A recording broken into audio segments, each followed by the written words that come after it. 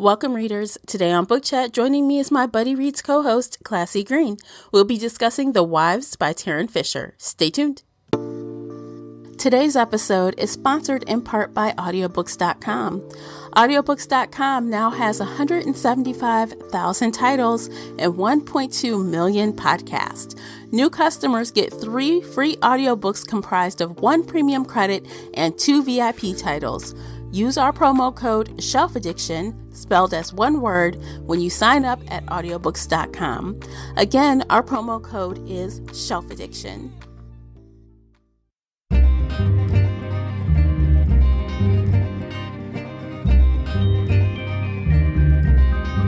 Hey everyone, I'm your host, Tamara Ford, and thank you for downloading this month's Buddy Read discussion featured here on the Shelf Addiction podcast.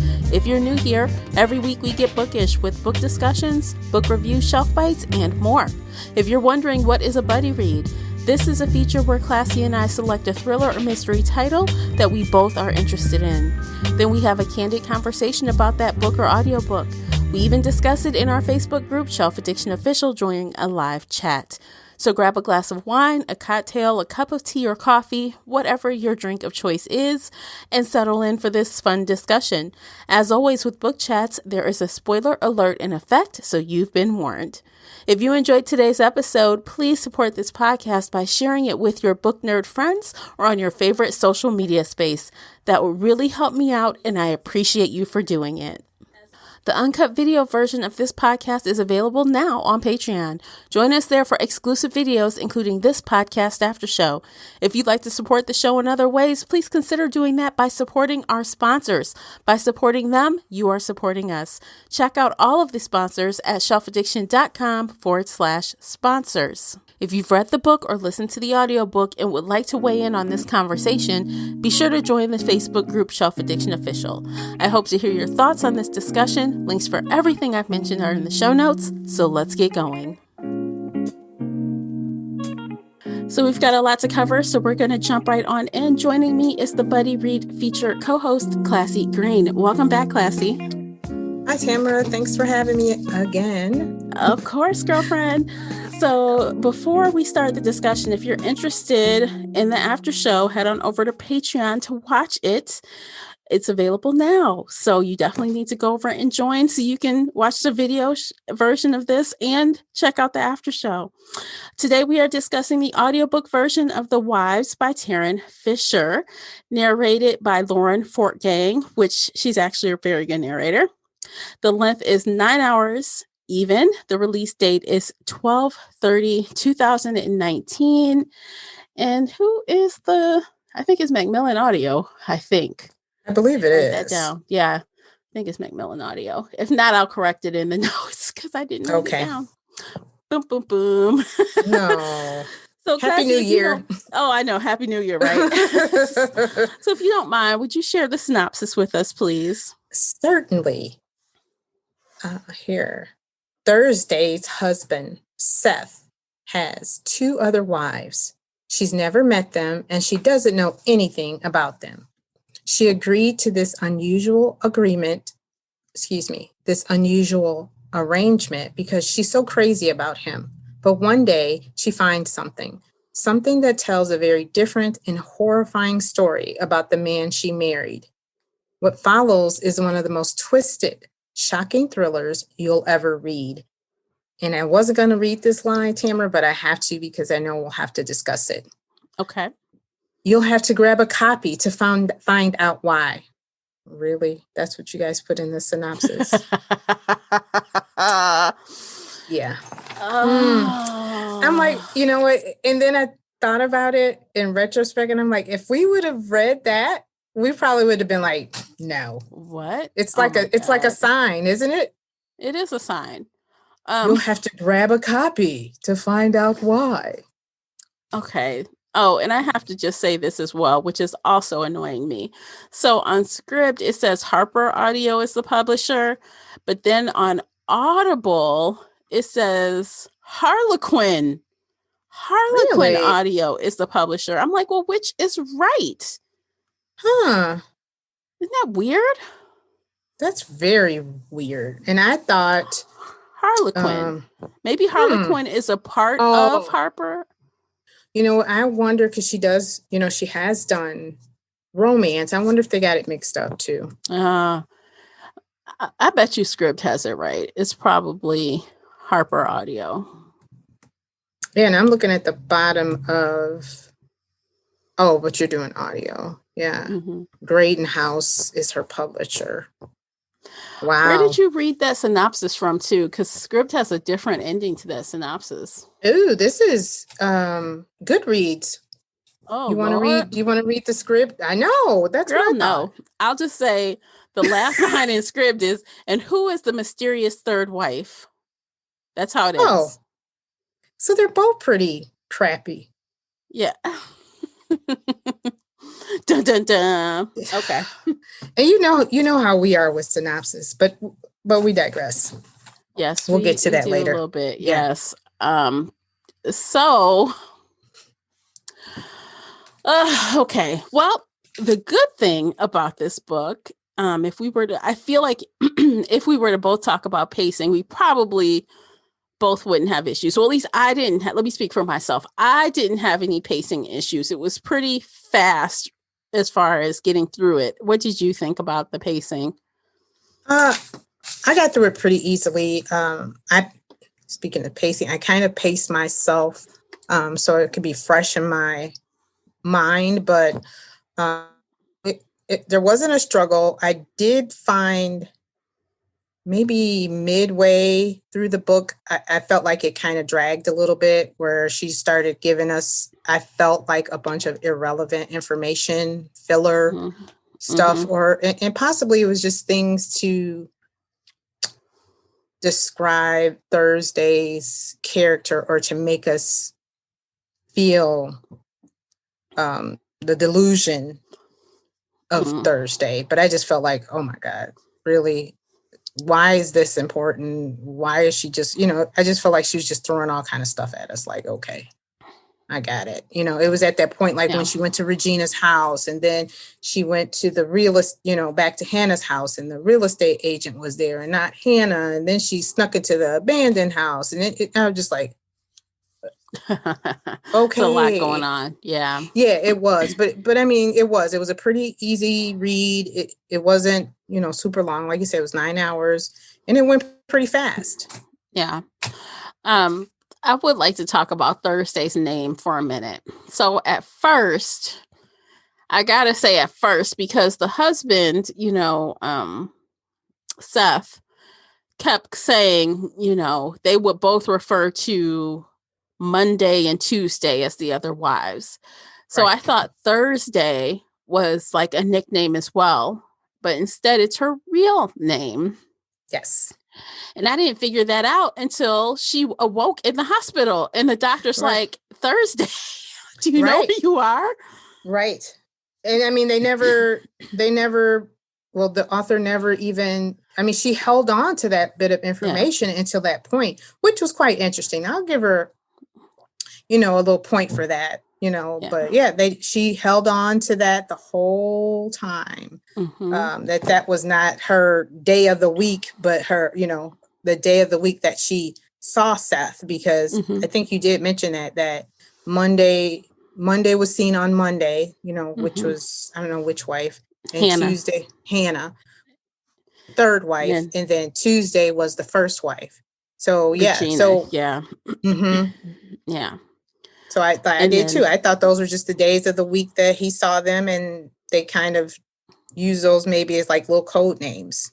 That's what I thought too. But I know he used them on her because he didn't want to talk about the other wives, really. Yeah. He wanted to keep their names out of it. So until he started saying the names, which is weird like that. Okay. So, I'm jumping ahead. There's a lot going on. And the author, I guess she did her best. I hope it was her best, trying to, make us just as confused as Thursday was. You felt that too? Yeah. Yeah. And I did write that down. Like, if that was her goal in this whole book, is to make us feel just as delusional as Thursday did, mission accomplished. Yeah. Because the whole time, I got to be honest. So at first, when I started this book, I took it at face value. I took it as, Thursday is the woman telling this story. It's her point of view. The cover has 3 women on it. The name of the book is The Wives.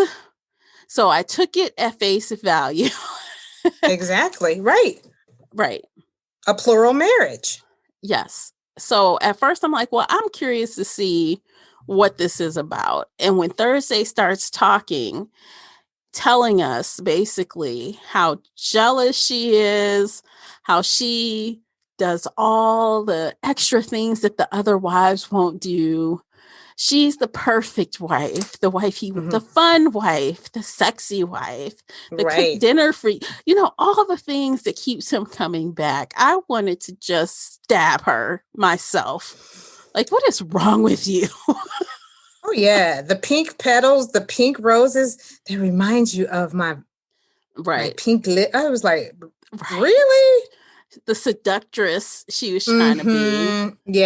Yeah, she really was. The dirty sex and then the sexy sex. And I'm like, oh, girl, get out of here, please. Right. So I'm thinking if this is a polygamous, sister wives kind of marriage, that's like, oh, she's that wife. Because, that wife. Because, his religion didn't allow him to drink, but he drank with her. Right. I was he breaks the rules with me. Right. Mm-hmm.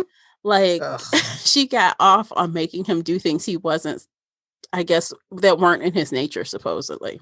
Right. Yeah, she was doing the most. And, then she would talk about the other wives. So, what Tuesday did, and all she did was, make pizza or order pizza. She didn't even make pizza. And I can't remember. Tuesday's the career wife. How dare she not take care of her man? Yeah. And the funny thing is that you were, Thursday is a nurse. And nurses work long hours. She worked at a hospital, right? Mm-hmm. Yeah. So I'm just like, so ma'am, you're a career woman too, who's quite busy. So why are you downing women? But, that's something too that I want to tag in. We talk about, later that, the women thing, women against women. But yeah, we're talking about plural marriages now. Mm-hmm. But so yeah, I think she did a redoing. Trying to think here, like, and I've watched Sister Wives before. Have you watched Sister Wives? I have not. No. Okay, and I haven't watched it in a long time. So I was trying to get that feel while reading this book, like.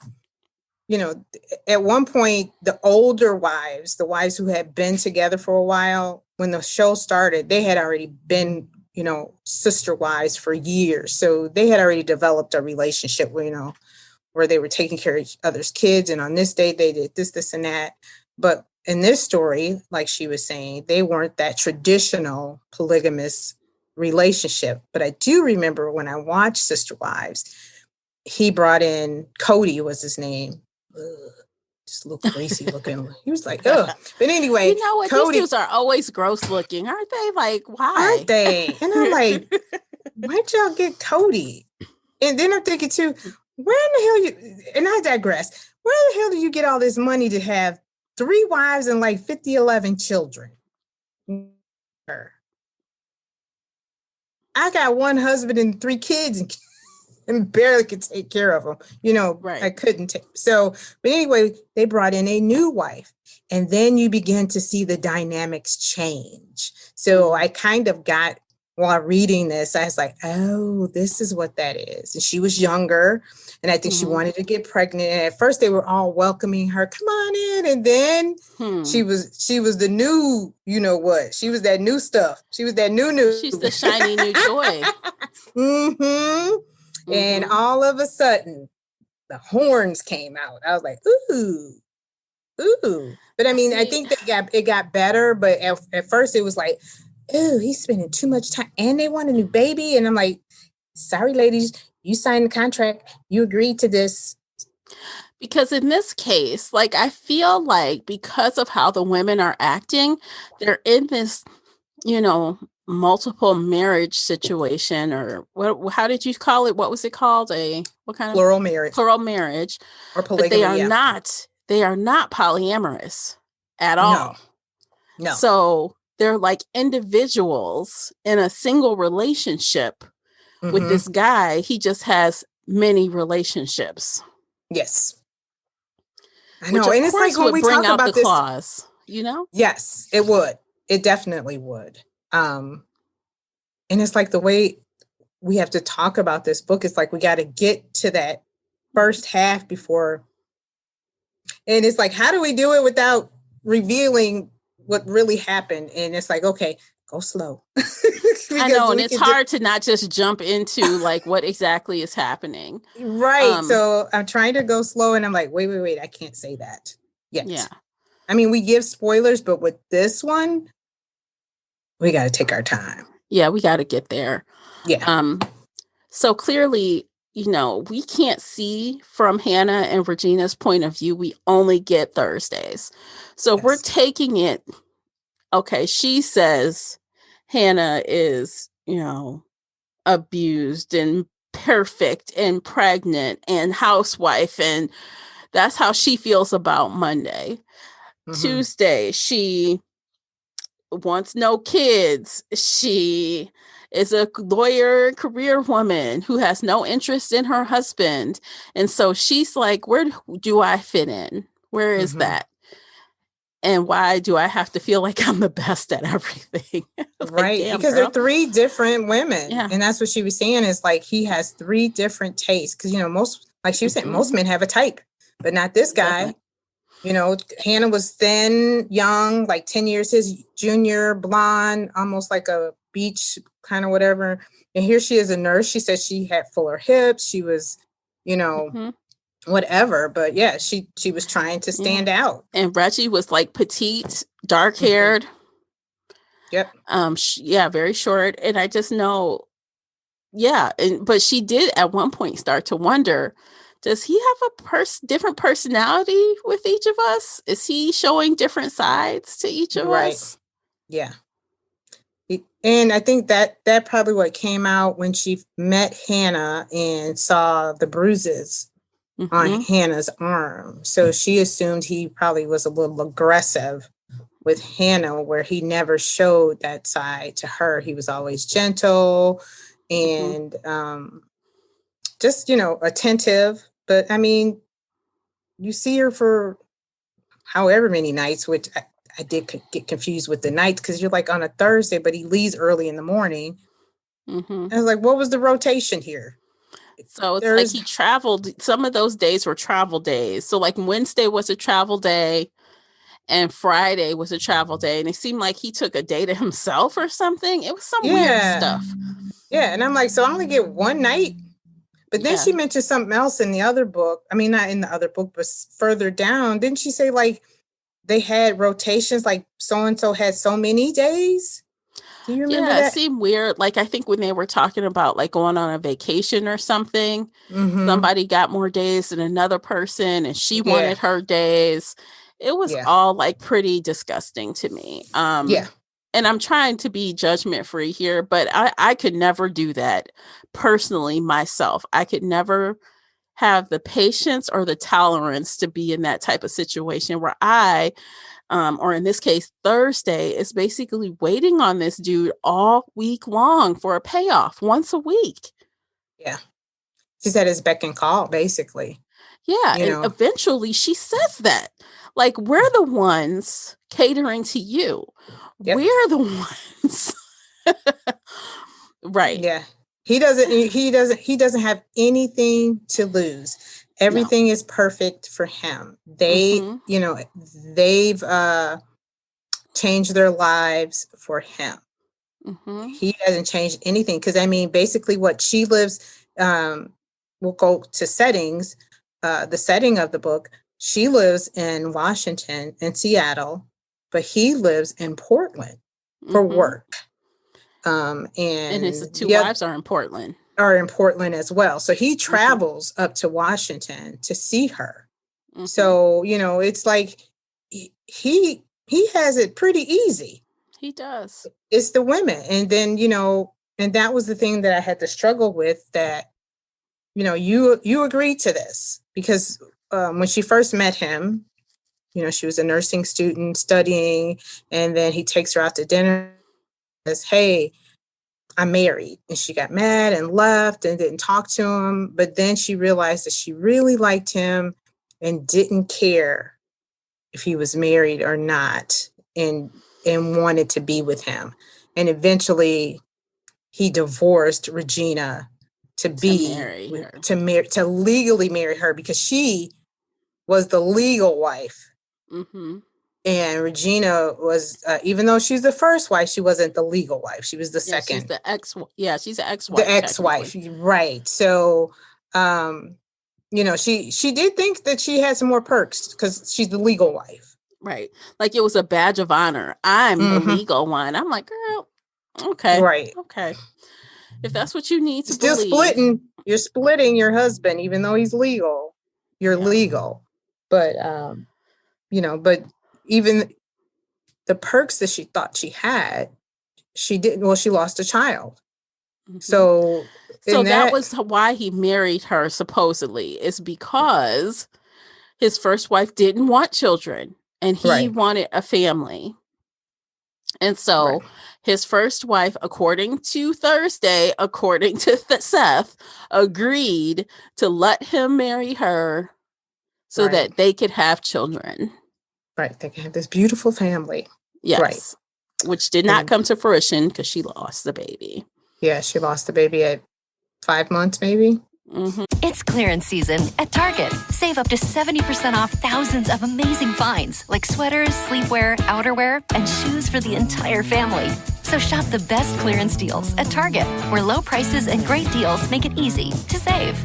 It was pretty far in.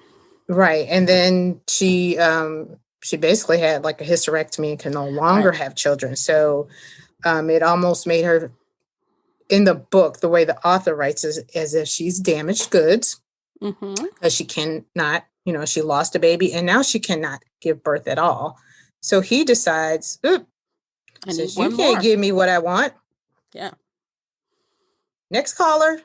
So he moves on to, he moves on to a new wife, He does. He does.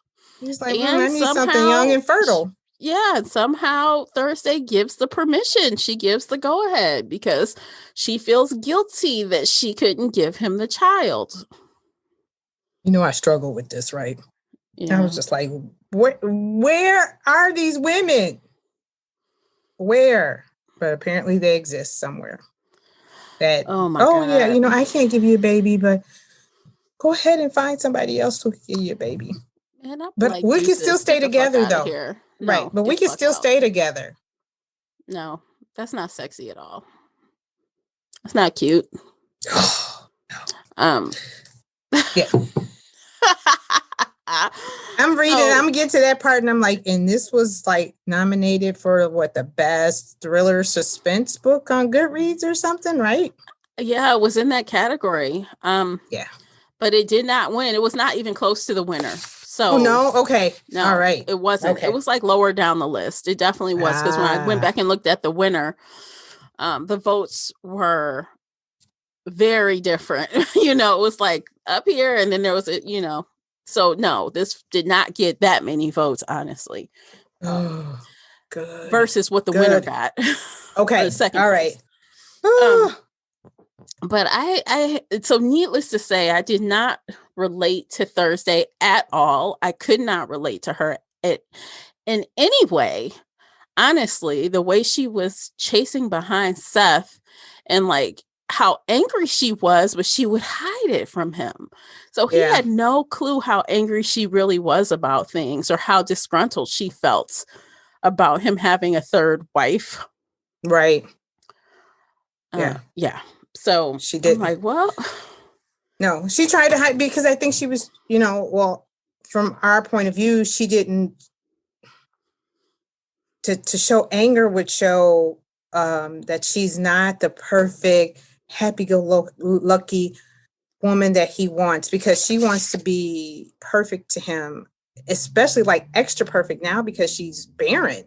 Yeah. So, she doesn't want to show any kind of emotion or anything to make her undesirable. But I think she, all of a sudden, it was just like all of a sudden something clicked in her and she was like, I need to know more. Something else is going on. And I was like, yes, please. I think it was when he got a phone call or something. He got a text message or something.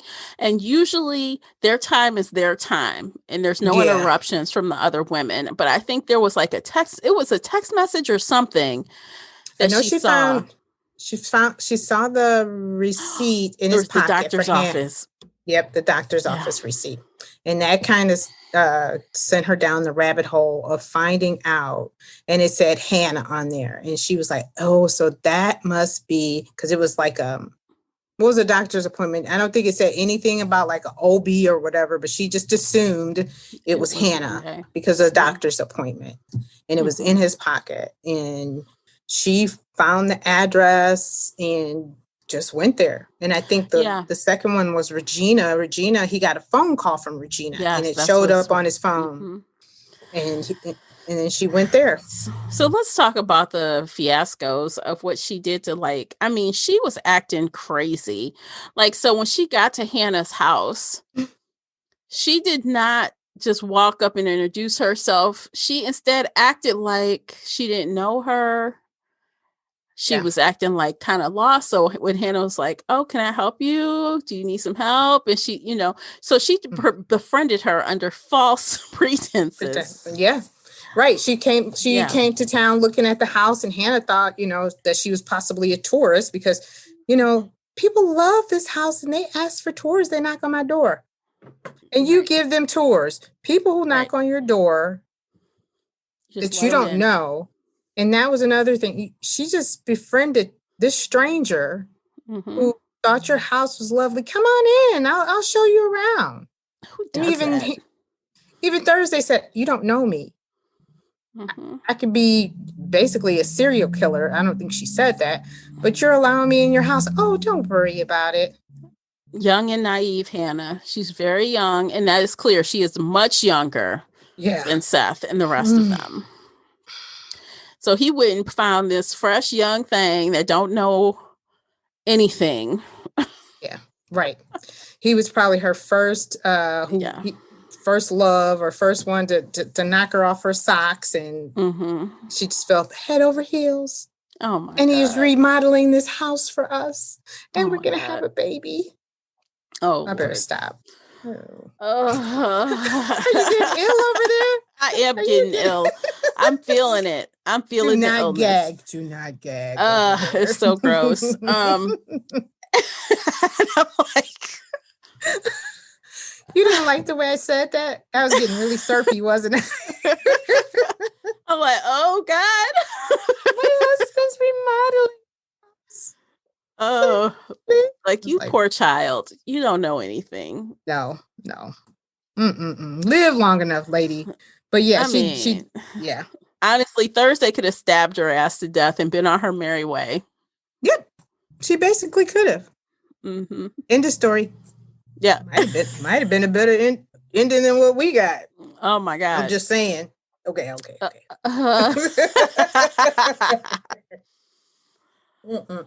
Okay. So what's next? So so they proceed to hang out. They go to a dinner. They exchange phone numbers. They have they have a meal together. I think they text each other. And then I think one moment they had a lunch or a breakfast or something. And she said, I'm going to take you out for breakfast because she really kind of wanted to know more about the bruises. I think we mentioned that earlier, that when she did meet Hannah, she noticed that Hannah had bruises on her arm. And Hannah said she fell or she bumped into something. And Thursday said, oh, those look like hand marks or fingers. She's like, no, I bruise easy. Or, I think her husband and her got into an argument and he pulled her or yanked her. And she's like, we got into a little argument. Which she didn't admit to the first time. It was the second time. Right. And she said, and I bruise easily. And Thursday just went off the deep end with it. And, So then she went to the bathroom and came back, and Hannah was gone. And she couldn't get in contact with Hannah at all from there. And then I think that was at the point where she went home. Thursday went home, and Seth was there. And it wasn't Thursday, I believe, right? It wasn't a Thursday night. And she was like, I think she ended up staying in the hotel. Mm-hmm. And then she went home in the morning, and he was there. And she was like, what are you doing here? Like, right. This is not your day, sir. And he did text her, like, where are you? And I'm like, oh, and the minute he texted her that, I'm like, he's at her house. Mm-hmm. And she didn't really answer the question. She kind of was like, I'm busy. So she didn't really answer. I'm like, oh, he's at her house.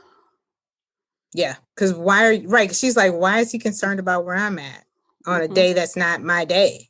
Mm-hmm. I was like, shit is about to hit the fan. Oh, yeah. And when they got home, I think that's when she confronted him about abusing Hannah, or that I knew I met Hannah, and I know you're abusing her. And that's when they got to the big argument. And this is where the plot twist. Yes. Now this is where I did not write down, because I kind of think I mashed up the plot a little bit. I feel like she reached out to Regina via a dating app prior to this. So she had already started her investigation of Regina. Yes, she did. So during this, at the same time, she decided she was going to find Regina, and she does by searching online. She finds her some other way, because she went by Reggie. She didn't go by Regina. She was thinking all kind of things to find this woman. Yep. And then she's like, let me go and see if she's on the dating app. So she makes a profile as a man, and she's talking to her as this man, trying to find out, like, and Regina says she's divorced. She says, she wants kids to the guy, quote unquote, the guy. Thursday asked, well, do you want kids? Yeah.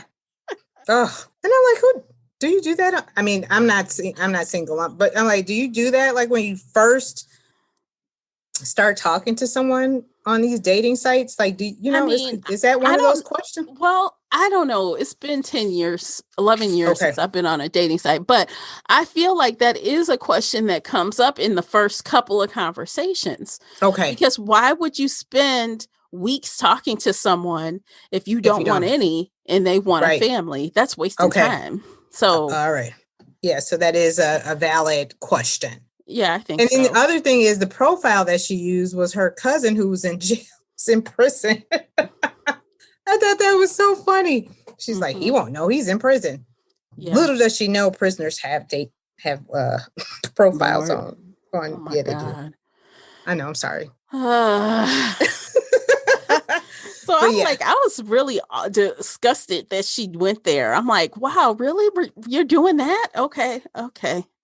Yeah, I guess she did. She was doing the most between that, meeting Hannah and befriending her like that. And I'm like, what do you think is going to come out of this by doing this? Oh, I forgot. She's going to look like the best wife to Seth. Yes, supposedly. Yeah. Mm-hmm. Yeah. So all that goes down. She wakes up. The plot twist is she's in a hospital. She is. Yeah, because they got into a fight. He pushed her down. Yes. And it's funny because she originally thought it was an accident, but when she started thinking about it, she said, I think he actually shoved me. I feel like she tried to say she slipped. And then she was like, well, wait a minute.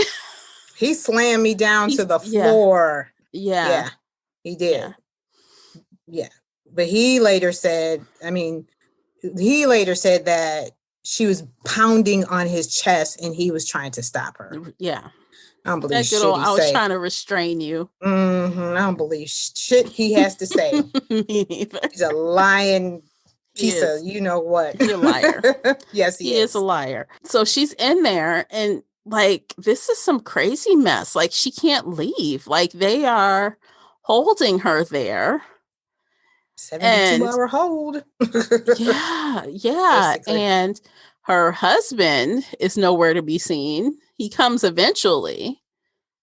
one time, and when she tries to call him out on what's happening in front of the staff, like the doctor and somebody else, he's like, what are you talking about? Basically. Right. Yeah. He's gaslit her, man.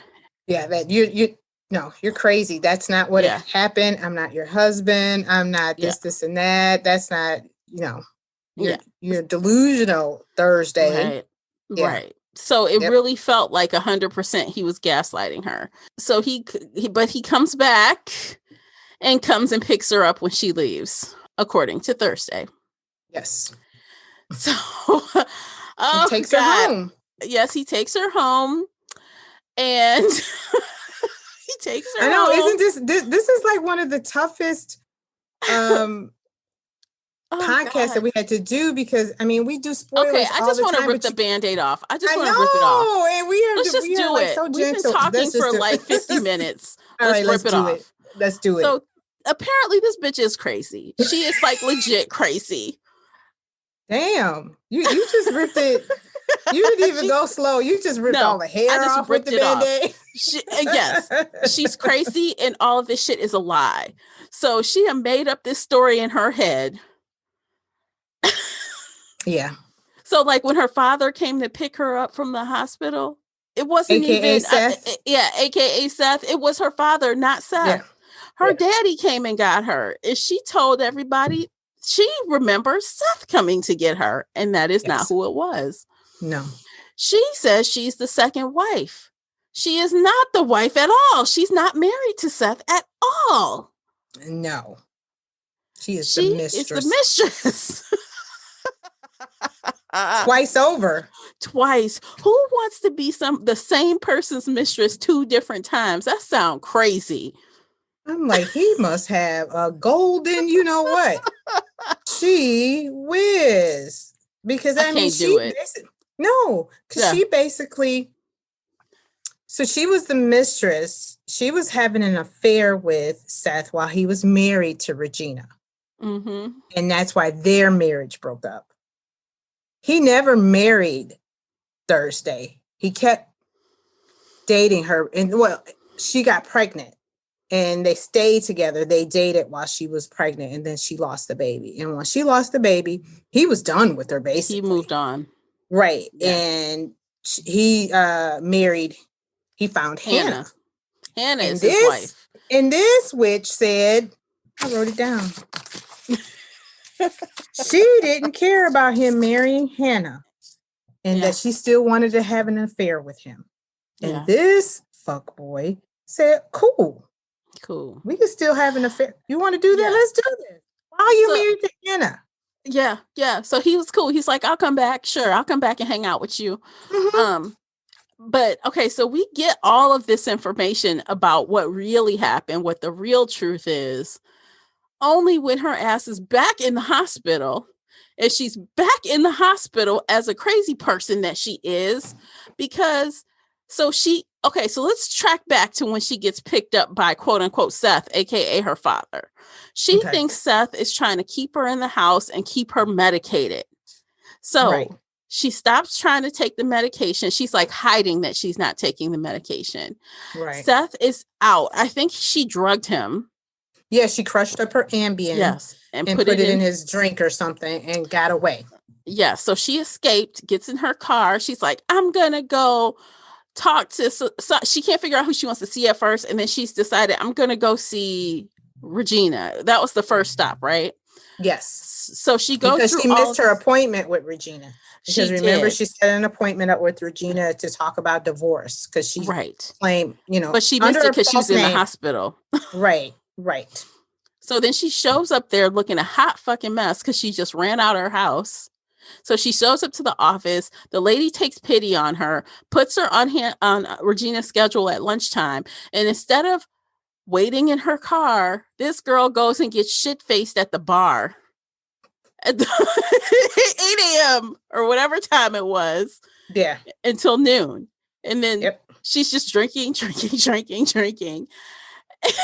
you know that tongue was loose by the time she got to Regina's. Right. And then she got there late because she had to go get mouthwash and gum and all this other crazy stuff.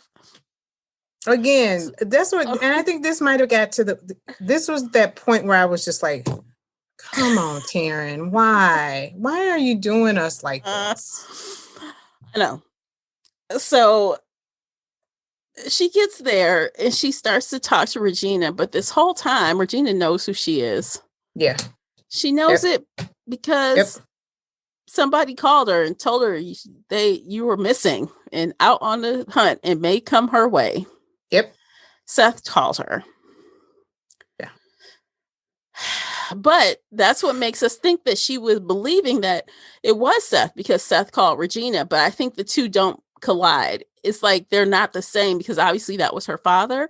But maybe the father called and said, hey, she's gone. Right. And then she's on the loose. Yes. She's out. And then Seth was like, well, let me call Regina because I know she's going to try to go there. Right.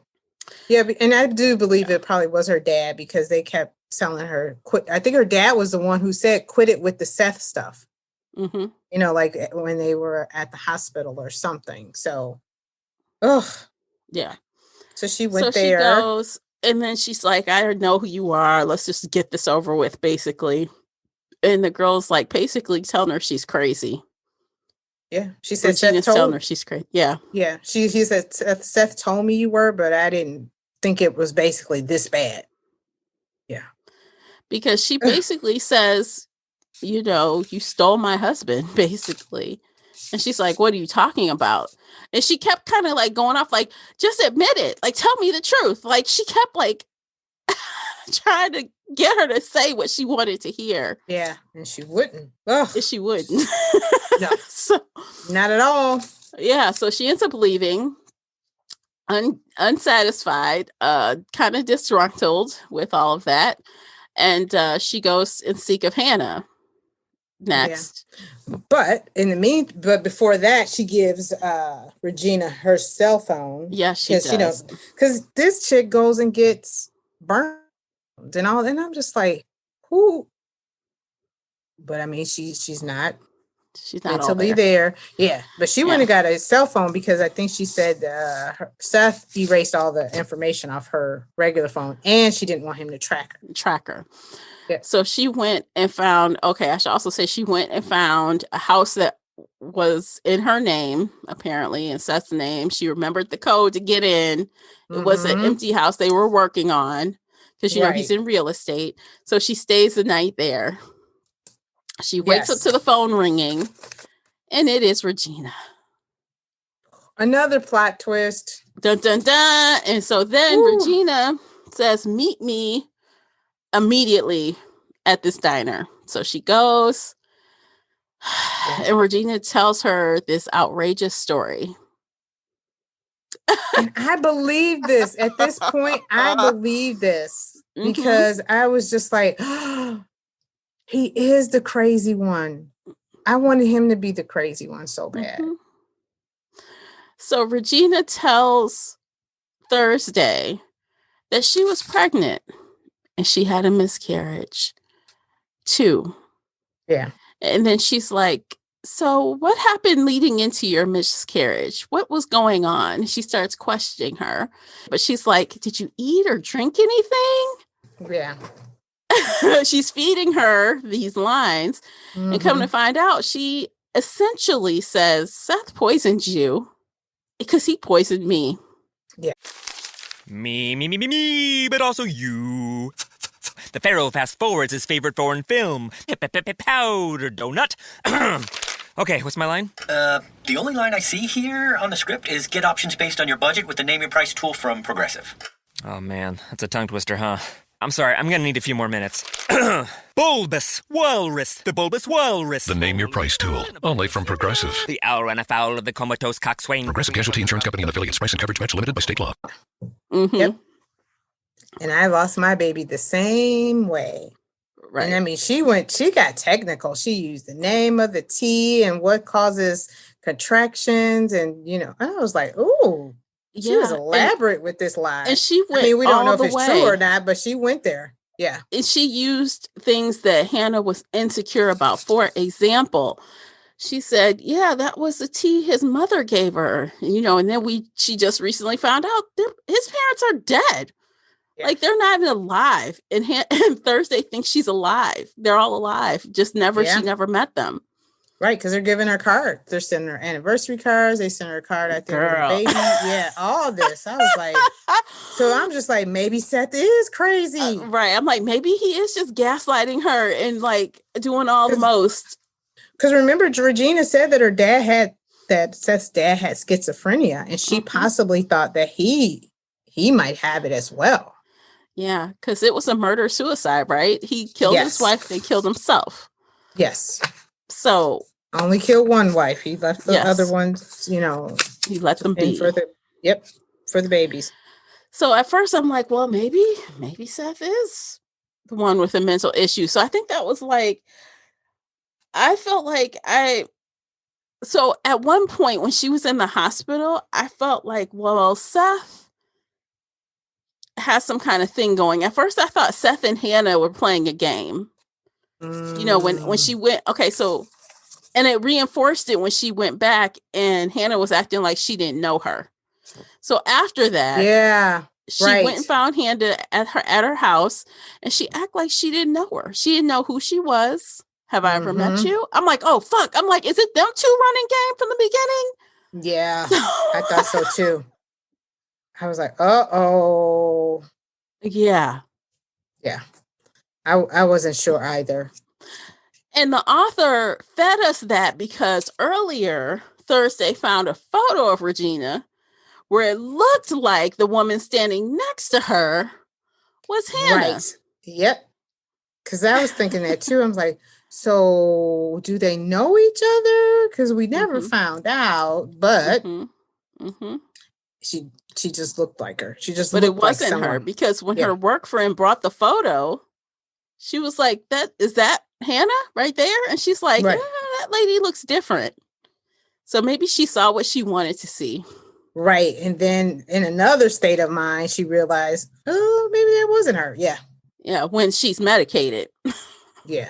Oh. So, you know, then she comes back. And of course, Hannah is then gone. She's like gone. She breaks into the house, goes in, and there is nothing anywhere. Like it looks like a staged home. And of course, a real estate agent walks in. How'd you get in here? It was like, what the fuck is going on? Yeah, I thought that too. I was like, this is really getting weird now. Yeah. It was getting weird. Yeah, it was. So I think, didn't Regina said, okay, so this is the thing. So Regina calls her again. And she's like, hey, I found Hannah. I found her. I'll meet you over there. But she doesn't say it to her. She leaves a voicemail.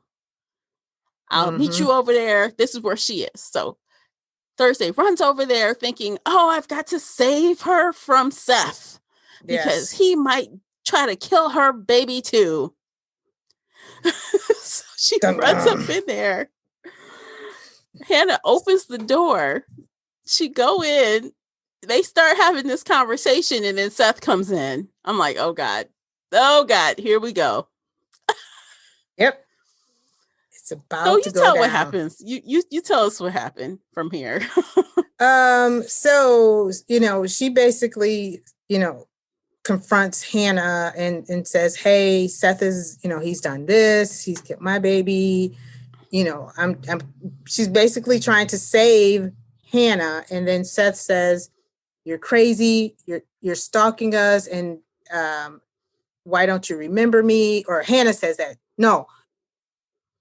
Thursday says, why don't you remember me? And then Hannah tells her, hey, you know, you basically befriended me under false pretenses.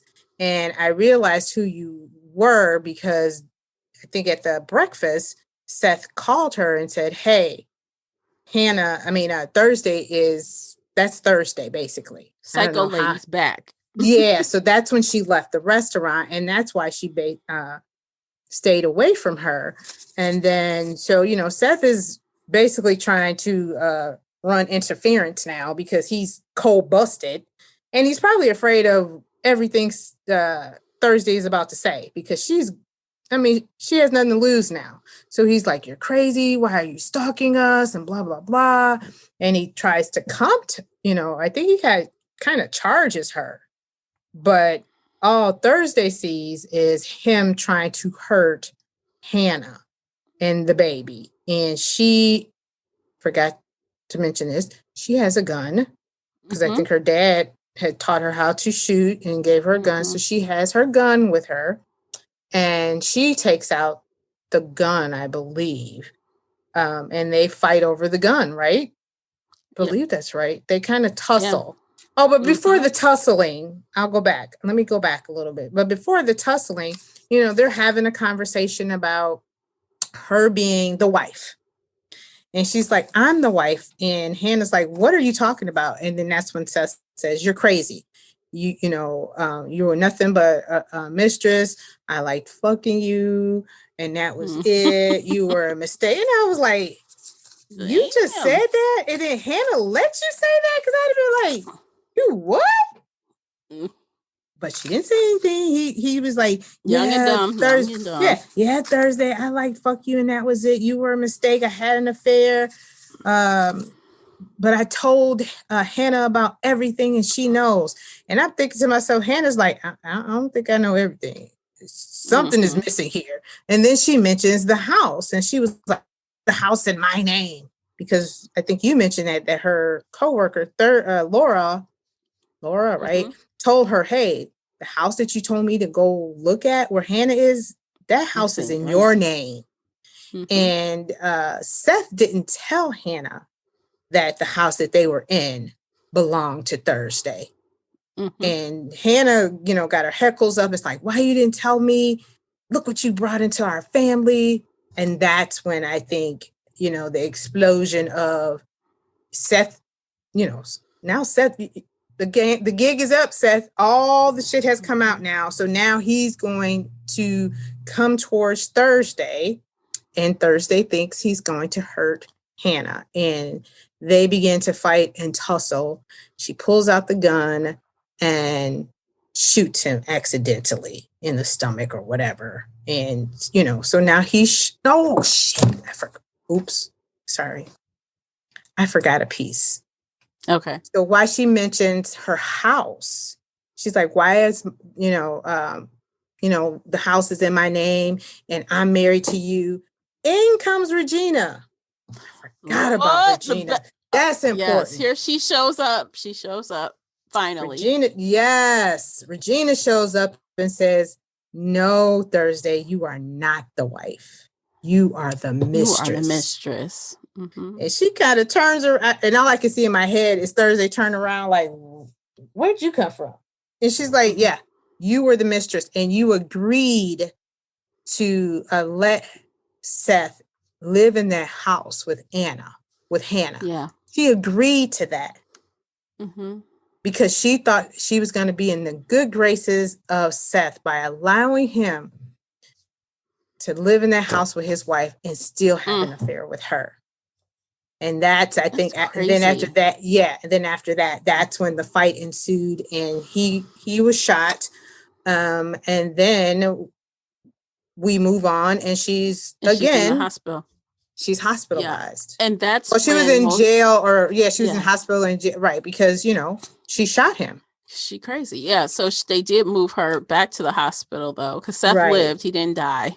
Right. Damn it. Right. But that's when, when she's in the hospital again, that's when some of the things that we were talking about previously start coming to light. For example, Seth didn't pick her up. Her father did. For example, like when she saw, there was another thing that happened that she had totally misinterpreted. There were a couple things that came to light while she was in therapy. Delusion, right? All the delusional things that we thought were true were not. Yes. They were all in her head. Yeah. So she gets that far, but you think, okay, well, maybe she's healing, whatever, then a nurse is like, hey, you got a visitor. You don't have to see her if you don't want to, but Yeah. She goes. Right. Because, you're right. Because in therapy, she talks to the one doctor who had talked to Seth. And he mentioned, she added, Regina is on your visitors list. I think this would be good for you. Do you approve to have her, visit you? And she's like, Yep. okay. Yep. So she goes out and she meets Regina.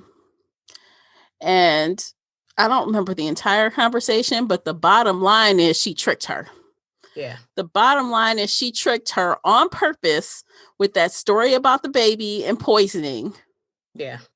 So that she would react. She did exactly what Regina wanted her to do. And when she asked her, why would you do that? She's like, bitch, revenge. You slept with my fucking husband. You stole my husband. Yeah. This is payback. Yeah. And I'm just like, really? This is what you did, Tarryn? And that's why I struggle with that. That the pitting against women against women, and when he is the liar, he was the root of it, and he was the married one, not her. Yes, exactly. It was his responsibility to keep his dick in his pants. Yeah, not Thursday's. No, and that 2 times over he did that. Thank you. Yep, he gave no dams. And I think she kind of alluded to it because Thursday had money, and Seth had Regina and him in financial ruin, basically, because Regina was is a lawyer, and she was living in a little ratty apartment in like a Ford and not to say anything about the car, but you would think a lawyer would have a fancier car, but she was in like a little putt, according to Thursday. Yeah, and but they were in financial ruin. Right, because he did it. He put them in financial ruin. Right. Come to find out, Thursday comes from money. He was taking regular deposits out of her account and giving it to Regina. Right. So he was using her. And that was my other thing, is that this man knew that she was mentally unstable, and he continued in this relationship with her. So after she lost the baby, which we find out was the catalyst to her having an alternate reality, he knew this, but he continues on for the money. Right, for the money on into the next relationship until she calls bluff and starts investigating. And now all of a sudden she's doing too much. All you were supposed to do was be Thursday and I have sex with you. You're not supposed to go look at the other wives, but you knew she was obsessed with Regina. You mentioned it, Seth. So those were some of the things that I did struggle with in the book that, but you didn't even tell the very last part of what happened after Regina admitted she lied and why she lied. Yeah. The last scene is Thursday attacking her ass. Yeah. I'm oh my God. She pounded that. She basically grabbed that lady by the head and just pounded bam, just bam her head. Yeah. And the nurses are like, she's gonna kill her.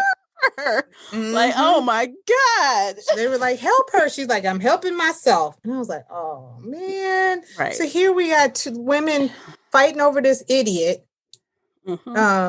Because of, blaming the woman when it should have been the man that should have been, the person who should have, granted, he got shot. He didn't die. He won't be able to walk his daughter across the aisle, down the aisle. Yes. Oh, and that's another thing. He was paralyzed. Yeah. So she's like, he won't be able to cheat on anybody else. Yeah, because he jumped on top of her, right? Yeah. Right. Yep. He put his knee or his foot in her stomach or something. And that's when she shot him. I was like, ooh. So, you kind of think he probably was a violent man.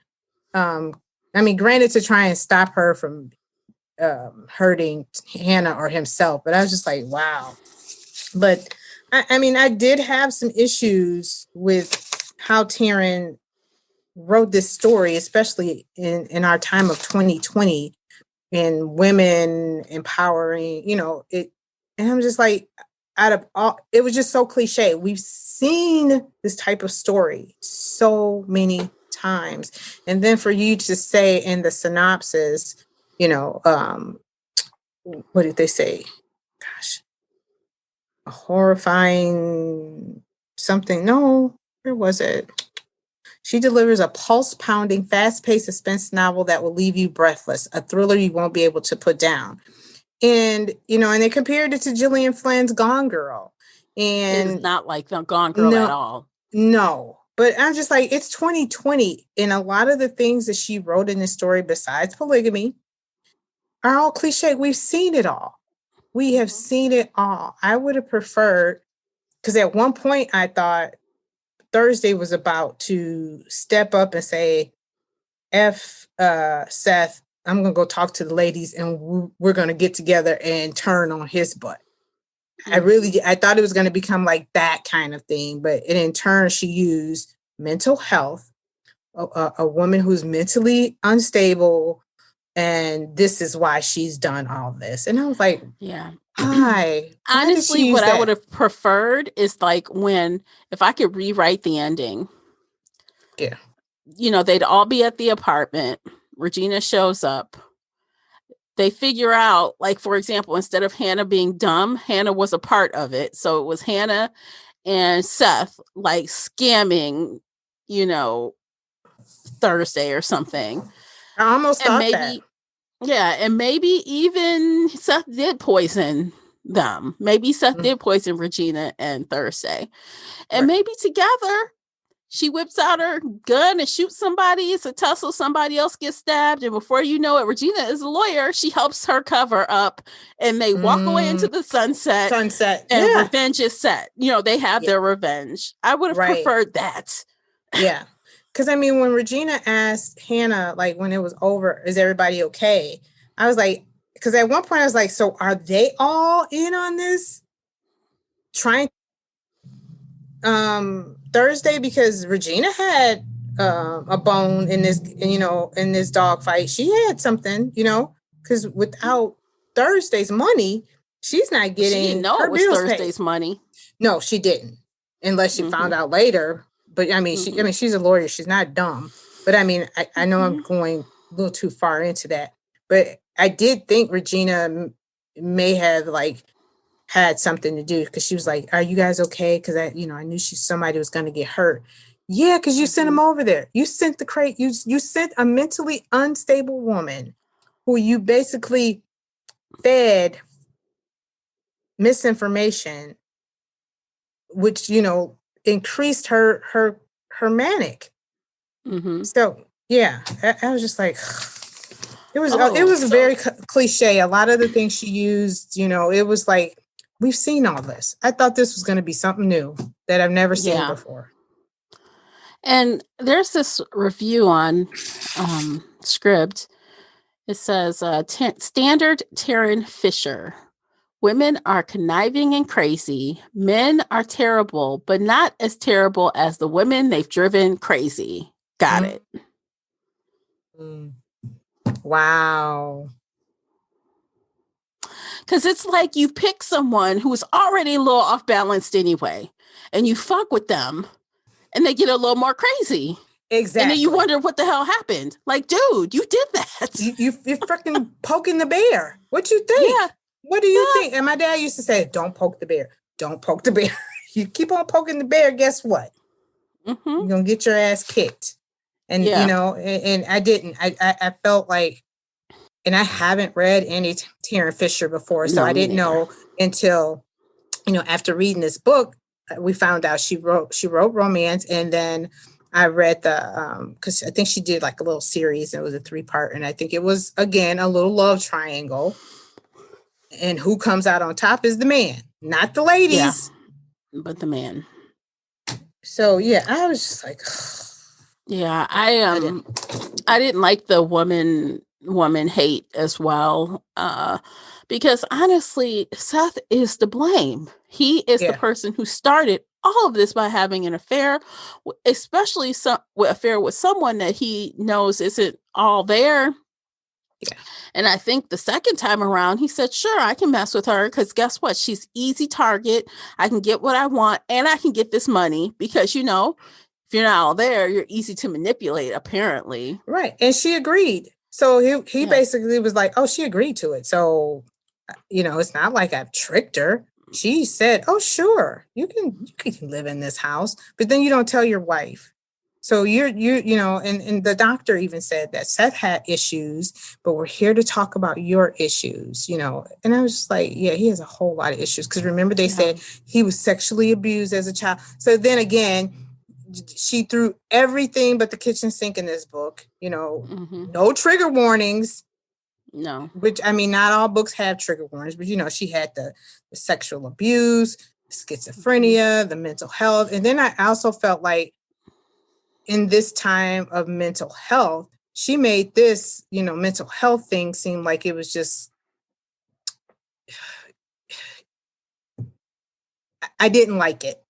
I didn't like how she used the mental health because, and I mean, granted, the lady was a loose cannon, but for you to use that and I feel like I would have all rather these women in there. Yeah, I just would have rather her just been like trying to sort it out and him just gaslighting her the whole way versus that. Yeah. Because I mean, it's almost like you're picking on somebody with a freaking disability. And it's not like you are.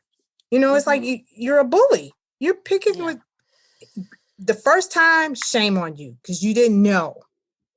You know what I mean? Like when you first dated her, you didn't know. The loss of the baby triggered it. But that second time, come on now. And it seems like you had been messing around with her. It wasn't like it was just a couple months. This has been a while. Oh, yeah. Years. Yeah. Years. So I didn't like that. I was like, she could have really, like you said, the gaslighting would have been perfect. But you did not have to use somebody with a mental illness for this story. Because I'm sorry, you honestly, can gaslight me and poke me and I'm mentally stable and I'm probably going to be Thursday. Yeah. I'm Thursday. You know what I mean? You didn't have to use mental health. No, you didn't need it at all.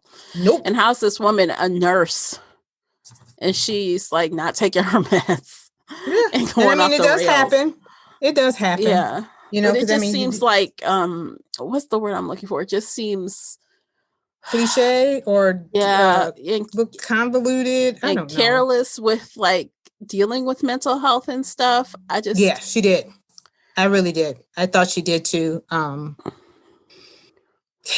didn't like it at all. No. I think she could have picked, like I said, she didn't even have to have a disability. You just got three women. She just could be plain old vengeful because there's plenty of movies out there where the woman is not crazy.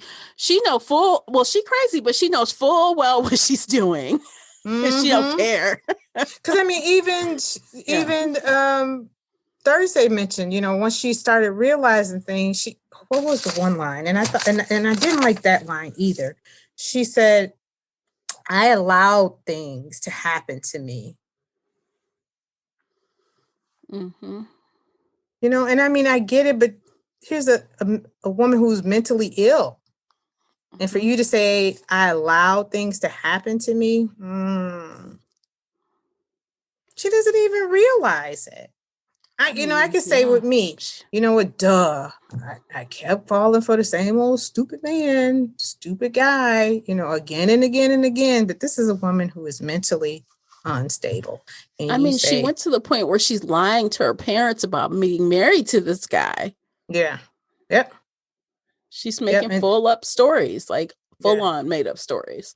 Yep. And then another line one step away from making up an invisible boyfriend or husband, like he doesn't really exist at all. Yep. All in my head. And she was like, I'm itemizing my weaknesses. And it's like, oh gosh. Okay. All right, Tarryn. But that script review, that says a lot. Because like I said, I have not read any of her books. I just knew she had some kind of romance. It was a 3 series and it was a triangle. And it was kind of, that same trope of 2 women fighting over a man and who comes out on top basically, or who doesn't look as bad as the women who are the conniving. Is that what they called her in script? So, yeah. Oh, yeah. It says the other book I guess she wrote in this genre was The Wrong Family. It looks like another of that situation, like not the same, but someone who has a perfect marriage, perfect life, Yeah, but no, thank you. Right. Especially if this review is correct and this is standard fare for her. Yeah. I probably wouldn't be disappointed with the end as well. I mean, I really feel like that could have been paid off in a much better way where I wouldn't have been so annoyed by it. Right. Yeah. I do too. That it was just so quick, and I don't know. It just felt like it just, you know how you go to a cliff and you just go, psh, that's, I'm just like, this is the end? Mm-hmm. This is it? Mm-hmm. I would have even preferred if she just told her, yep, I did it, or Regina just coming to say, yeah, I just came to tell you that, yep, I did it just out of revenge. Just sorry. You're here for a couple years. See ya. Well, she did get a revenge until she got jumped on. I mean, her cheating ex is now paralyzed. The woman who stole her man is in the loony bin. Yeah, but she said she didn't want that for Seth. Again, here's a man who cheated on you. And I mean, I wouldn't want that on my husband. What would you expect? I mean, no one expects someone to be gun wielding, right? But in this day and age, you never know what people have or what they're going to do. She could have stabbed him to death instead. I mean, you send somebody that you deem as crazy. You sick someone on your ex-husband, basically. Yep. So you're really responsible too, because you don't know what that lady was capable of. Right. Yeah. You didn't tell her he poisoned her. I mean, again, she did lose a baby, but it wasn't due to poison. Oh my God. Right. Yeah. But now she's thinking, I lost that baby and now I can never have kids because you poisoned me. And again, you just triggered her again. Yeah. Ugh. And I don't know. On the upside, I gotta admit, Lauren Fortgang was amazing. I had no problem. I think she elevated the story. She was awesome. I mean, you could feel the anxiety of Thursday. I felt like the jitter. I could feel her agitation. Her being anxious. Yeah, and the anxiousness. Yeah, I could feel it. This was a very good narrator. I had no problems listening to her at all. Mm-mm. None. I felt she had great inflection. She had emotion. I mean, I felt like I could see the story through her narration. It was like watching a movie. She made the 100%. Book. 100%. She did. She made the book. Because I felt everything Thursday was dealing with, and it was making me frustrated.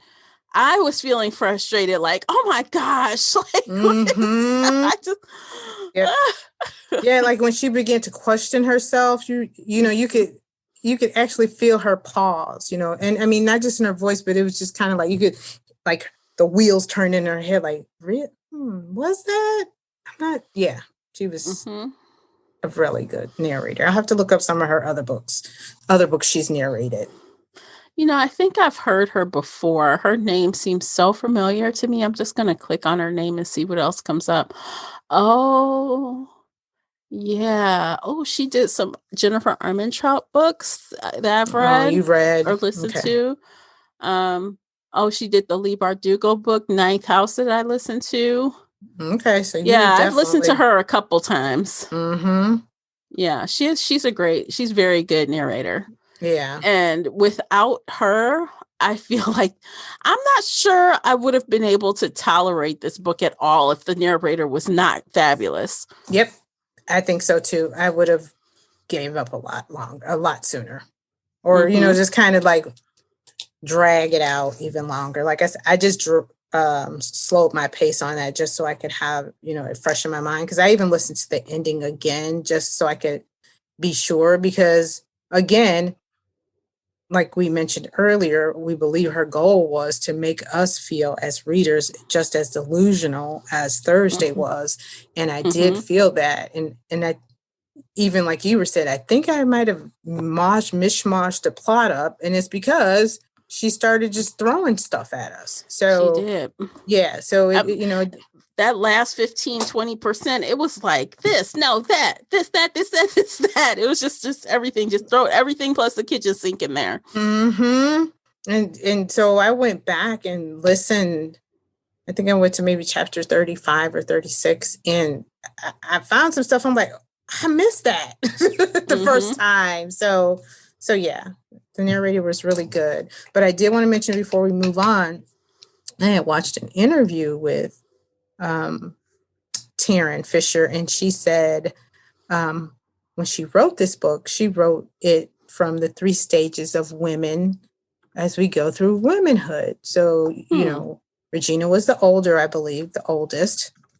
And I believe Thursday probably was the second, and Hannah being the youngest. And she said she wrote the first wife as insecurity. Okay. So that would be Regina. The second wife she wrote as bitterness, which is Thursday. And Hannah was willful ignorance. Would you agree? Did you see those characteristics? I did see those characteristics, especially willful ignorance. I couldn't get it out. I couldn't even get it out. But I could definitely see that. She was definitely at the end there looking real dumb. Yeah. Like she believed everything he said, basically. I mean, she would act like, this is what you did. You brought us in here. This is what you brought into our family. But she didn't, stand up and say, no. It was willful. Yeah, definitely. And I can see some of that but I want to know what stage of womanhood, who deals with those stages? I don't have those stages. Those aren't my stages. Yeah, she said she wrote them in 3 stages of women. And I don't know if it was the different ages, but no, because the 3 stages, insecurity, bitterness. As the oldest person being insecure. Yeah, she said wife number 1, she wrote as insecurity. Yeah. So I'm assuming that's probably the oldest. Okay, so that's I don't know the first stage? I don't know if it would be the first stage, or would it be, after you've been married for a while, and now a younger woman has come in, you become insecure? Maybe. Yeah. So what's the second one again? What was bitterness? Bitterness. So the second wife is bitter? Is that what she's trying to say? Mm-hmm. Yep. I know. Maybe. I don't know. I've not been a second wife. No. And this is the thing. The second wife really wasn't a damn second wife. She wasn't at all. She was just a mistress. I can see the mistress being better because the mistress never gets attention. The mistress is always the back person. You don't get first. She doesn't get the holidays. You get the scraps. But maybe when she did this interview, she probably just said the wives in the stage because she didn't want to give out a spoiler.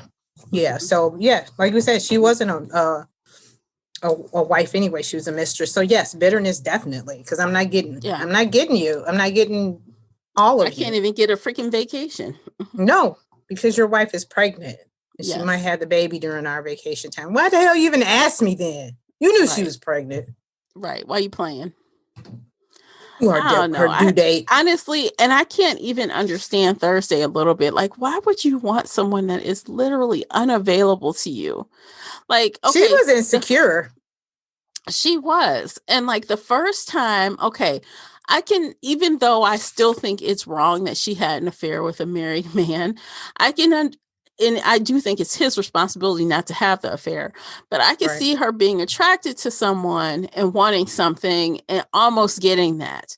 But I can't understand the second time. Why would he left you, moved on. Why would you want him back in that same capacity where you're the mistress? Mentally unstable. Yeah. She was mentally unstable. She had created an alternate,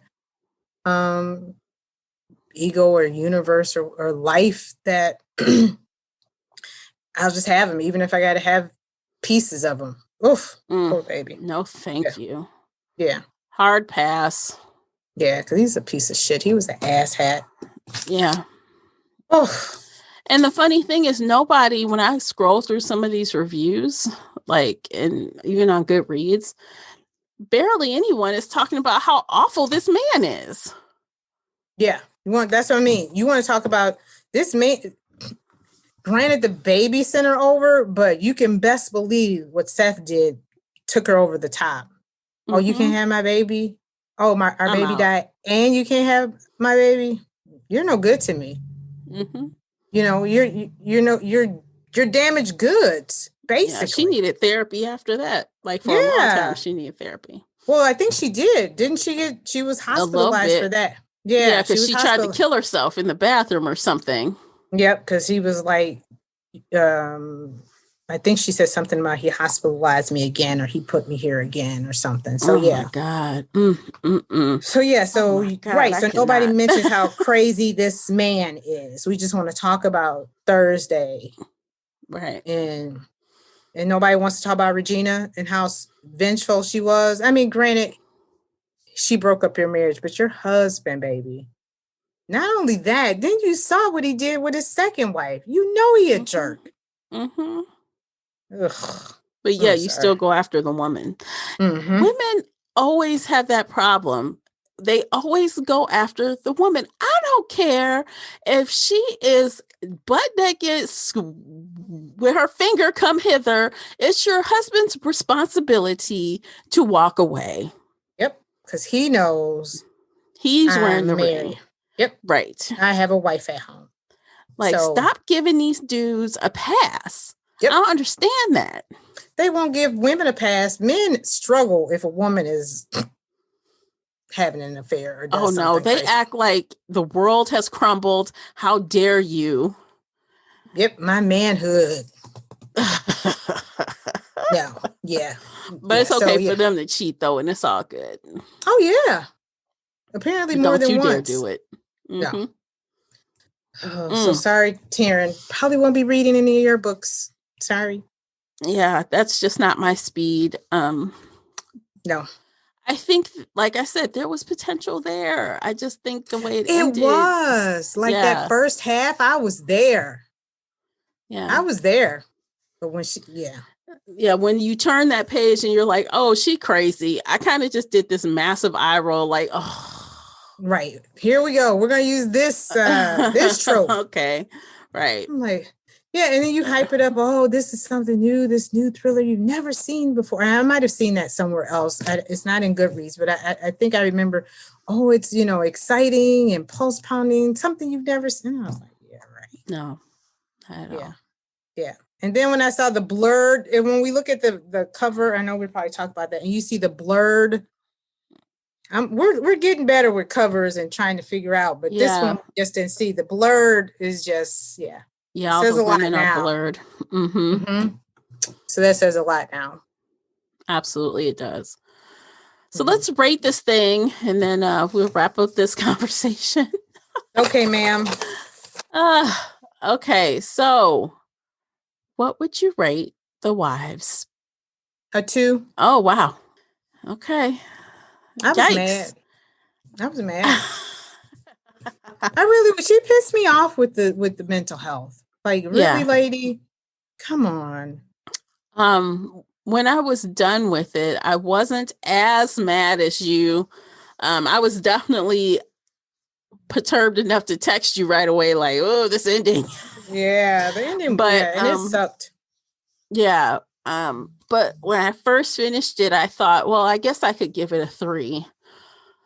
But I feel like breaking it down and discussing it more has modified that some. So I'd probably give it a 2 now. Because like just talking through, you know what I mean? Because like sometimes feelings after you read it, you're just like, okay, just verbalize. Once you verbalize those and it comes out more, it's like either you end up liking a book more or less after you talk about it. And we've had both of those experiences before. But between mental health and blaming the women and not Seth, no. You will not. Nope, not on my watch. Not for me. Nope. No. I'm not going there. Nope. I mean, he did become paralyzed, but he didn't get it. He still didn't. No. No. Wasn't quite right.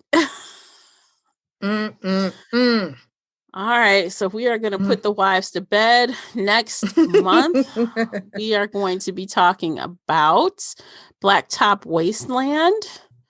That's our next read. So grab it right away and get busy on it. Let me see the author again. I can't remember. S.A. Crosby. Yes, S.A. Crosby. Cosby. S-C-O-S-B-Y. Oh, is it Cosby? Yes, Okay. I threw an R in there. Like, that's right. I did too. So check that out. Join us on Shelf Addiction Official on Facebook. We can talk about it in book club. So, because you've already missed the book club for the wives. If you're listening to this podcast, you missed the book club. So join the group, and then you can join us for book club. And then, we can hear what you have to say. Glad to have you. Absolutely. And then, of course, you always feel free to send in an email or, hit me up on Twitter or Instagram and share, what you want to say about this book as well. I'd love to hear your opinion. And if you think we're overreacting, tell us. I want to know why. Yes. I would love to hear that. Yes. Tell us all the things. So I think we're done. Are we done, Classy? I want to say one more thing about it. Okay. If she was going to go into the plural or polygamy relationship, she could have delved more into it. She just, she threw and that was another thing that I didn't like. You're going to call this a plural relationship or whatever. And she just kind of skimmed over it. It was just like, you just switched and baited us with this. Granted, it was in the woman's mind, but it was a switch and bait. Yeah. You're right. Yeah. All right, guys. All right. So we are done. We will catch you next month. And of course, check us out on Patreon if you want to see the after show. Take care, guys.